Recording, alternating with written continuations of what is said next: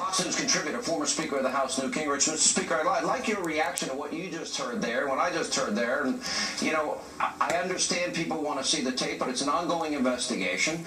We've had, in the case, I would argue, in Trayvon Martin's case, in Ferguson, in Cambridge, in Baltimore, we've had a rush to judgment, and we've had people, especially leaders, create an expectation of a result or a verdict in a case that was never coming based on evidence that is accumulated over time. Why is there this unwillingness to give the benefit of the doubt, the presumption of innocence, wait for due process? Well, I mean, first of all, what I'm really struck by in the last couple nights' coverage is how much television maximizes the problem. You had a young lady last night who was on a show. I happen to be on the same show. She's very hysterical. She's very noisy. She showed up again tonight on videotape. She's getting a huge amount of coverage, and she is one person in the metropolitan area of 2,400,000 people. We get told the people believe this. Well, I think the total population that's turned out is about 1,000. That means another, 2,399,000 people who haven't shown up. And I think there's a tendency to then, encourage people who are standing outside, and you start talking to them. They get more and more excited, and they represent a very, very small group, but a large enough group to damage and to loot and to cause problems, which we saw last night when property, stores are being looted, etc. So I think to some extent the very nature of modern live television coverage heightens the tension and heightens the rush to judgment. I guess where I get aggravated, Mr. Speaker, is that we've had these high-profile racial cases, and we discussed this last night, and the president himself, a constitutional attorney supposedly, is rushed to judgment without any facts, without any evidence presented, without any due process, with no presumption of innocence. And he's been wrong 4 out of 4 times in these high-profile cases.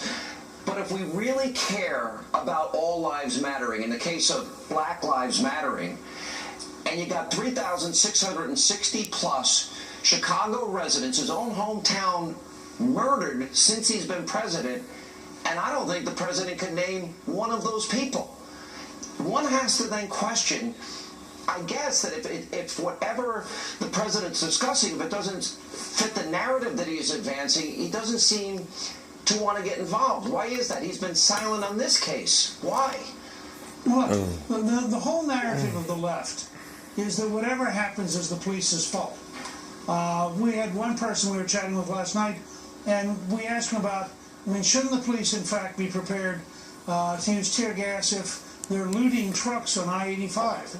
He said, well, I don't know. I'm not sure that that's the case. So on the left, there's this constant bias against the police and a constant bias against people who are trying to enforce the law. And as you said about the case here in Charlotte, you have an African-American policeman who shot an African-American. You have an African-American chief of police. The police seem to have video of the victim carrying a gun. And you have to raise the question, at what level, particularly in a period, by the way, when we've seen a lot of folks shooting at policemen.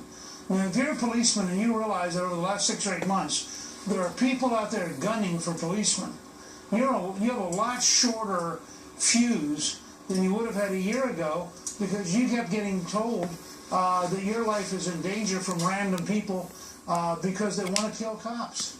I want to play a video. There is a mob beating a guy that happens to be white in a parking garage. The guy is literally begging for mercy in this particular case. So I want to roll video of this. And, as we have seen in Ferguson and in Baltimore in particular, I'm not sure how looting, robbing, beating, burning, and all the things we have now seen, and you can see this. This is horrific to see this on video. You got a gang of people beating the living crap out of this guy who's fighting for his life. How does that bring justice to anybody? And yet it happens again and again. And even when we have video of looting, for example, in Baltimore or Ferguson, Nobody uses the video after the fact to arrest the people that we know did this. Well, that's what hit me looking at that video.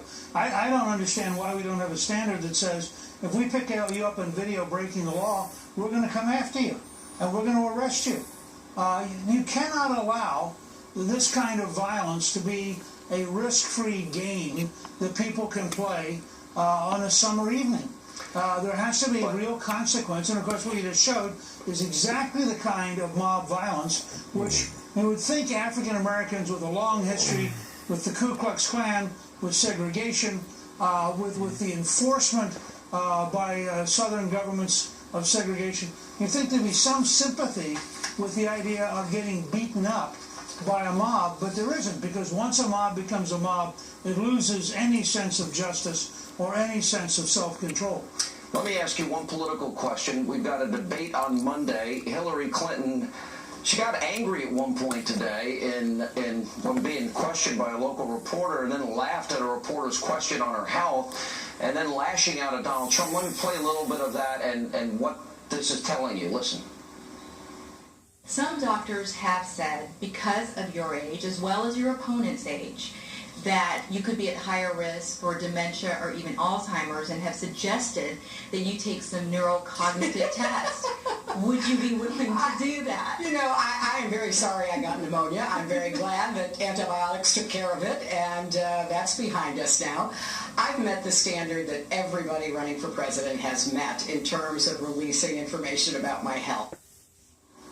Now, having said all this, why aren't I 50 points ahead, you might ask? Well, the choice for working families has never been clearer. She looked unhinged. What is that?